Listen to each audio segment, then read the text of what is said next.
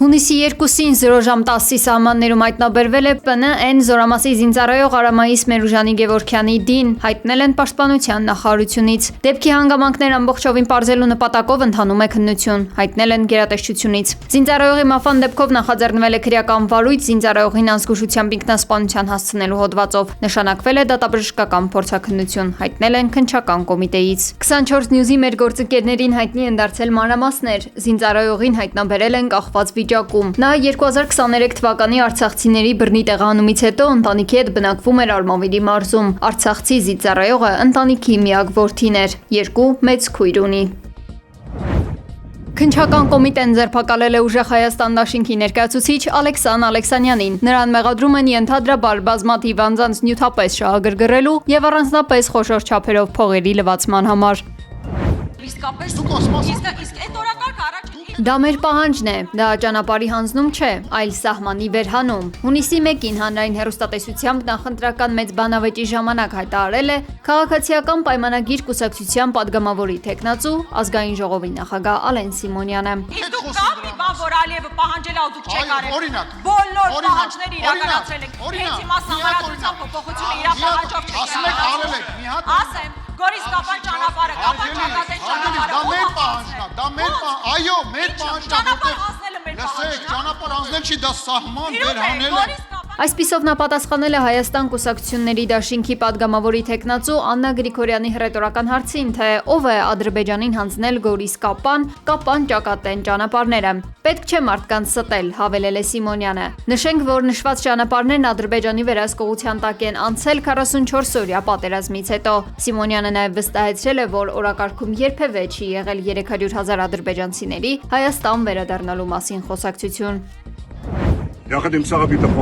Իսրայելի վարչապետ Բենյամին Նեթանյահուն հայտարարել է, որ ԱՄՆ նախագահ Դոնալդ Թրամփի հետ հեռախոսազրույցում պայմանավորվածություն են ձեռք բերել։ Եթե Հեզբոլան չդադարեցնի հարձակումները Իսրայելի վրա, կհարվածեն Բեյրութում ահաբեկչական թիրախների։ Այս հարցում մեր դիրքորոշումը չի փոխվել։ Միաժամանակ Իսրայելի պաշտպանության բանակը կշարունակի գործողությունները Լիբանանի հարավում ըստ պլանի, ասված է Նեթանյահուի գրասենյակի տարածած հայտարարությունում։ Ավելի վաղ Թրամփը Truth Social-ում գրել էր, որ շատ լավ զրույց է ունեցել Հեզբոլայի առաջնորդի հետ, բարձրաստիճան պաշտոնյաների միջոցով, եւ որ կողմերը համաձայնել են դադարեցնել կրակը։ Լիբանանում ԱՄՆ դեսպանատունը եւս հայտնել է, որ Հեզբոլան ընդունել է ԱՄՆ առաջարկը հարձակումների փոխադարձ դադարեցման վերաբերյալ։ Դեսպանատան փոխանցմամբ տեղեկությունը հաստատվել է Լիբանանի նախագահ Ժոզեֆ Աունի եւ ԱՄՆ պետքարտուղար Մարկո Ռուբիոյի հեռախոսազրույցից հետո։ Մինչ այդ Լիբանանում հրադադարի խախտման պատճառով իրանական բանակցային խումբը հայտարարել էր, որ դադարեցնում է բանակցություններն ու միջնորդի միջոցով հաղորդագրությունների փոխանակումը։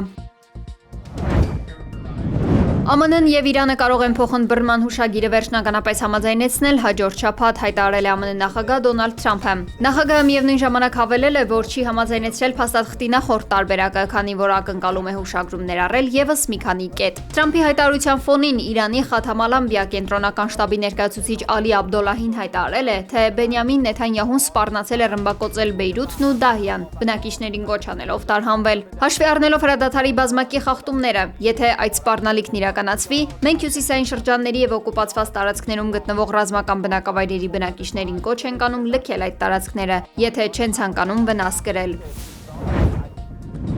Դոնալդ Թրամփը մտադիր է հուլիսին ժամանել Անկարա մասնակցելու ՆԱՏՕ-ի գագաթնաժողովին։ Middle East-ի պարբերականի տվյալներով նա իր այս որոշման մասին հայտնել է Թուրքիայի նախագահի հետ ունեցած հեռախոսազրույցի ընթացքում։ Այս այցը կարող է վճռորոշ դառնալ դաշինքի համար, քանի որ Վաշինգտոնն այժմ քննարկում է Եվրոպայից ամերիկյան զորքերը դուրս բերելու հնարավորությունը։ Սակայն Թրամփի անկանխատեսելի գործելավոճը կասկածի տակ է դնում հանդիպման փաստը, հաշվի առնելով դաշինքից դուրս գալու նրա նախկին սպառնալիքները։ Մինչ այդ երկու երկրների առաջնորդները կարող են հանդիպել հունիսի 25-ին Լոս Անջելեսում ֆուտբոլային խաղը միասին դիտելու նպատակով։ Եվրոպացի պաշտոնյաներն այժմ փորձում են մշակել գործողությունների նոր ծրագիր Թրամփի պահանջներն ու տարածաշրջանի անվտանգության կարիքները համատեղելու համար։ Դոնալդ Թրամփը հայտարարել է Իսրայելի եւ Հեզբոլլահի միջև կրակի դադարեցման մասին Բենյամին Նեթանյահուի եւ շարժման ներկայացուցիչների հետ ունեցած բանակցություններից հետո։ Այս համաձայնությանը նախորդել են Բեյրութի հարավային արվարձանների թիրախային ռմբակոծությունները, որոնք Թել Ավիվն իրականացրել է Վաշինգտոնի հետ նախնական համաձայնությամբ։ Դահիաշրջանի հարձակումները հարկադիր տեղանության նոր ալիք են առաջացրել, ստիպելով կրկին լքել տները հազարավոր բնակիչների, որոնք նոր էին վերադարձել ապրիլյան հրադադարից հետո։ Իսրայելական բանակը զուգահեռաբար զեկուցել է Հեզբոլահի շուրջ 2700 ռազմական օբյեկտների եւ ստորգետնյա ենթակառուցվածքների վերջնական ոչնչացման մասին։ Լիբանանի առողջապահության նախարարության տվյալներով մարտի սկզբից ի վեր զոհերի թիվն անցել է 3400-ը, որոնց զգալի մասը երեխաներ ու բուժ աշխատողներ են։ Եվրոպական առաջնորդները խստորեն քննադատել են ռազմական այս էսկալացիան։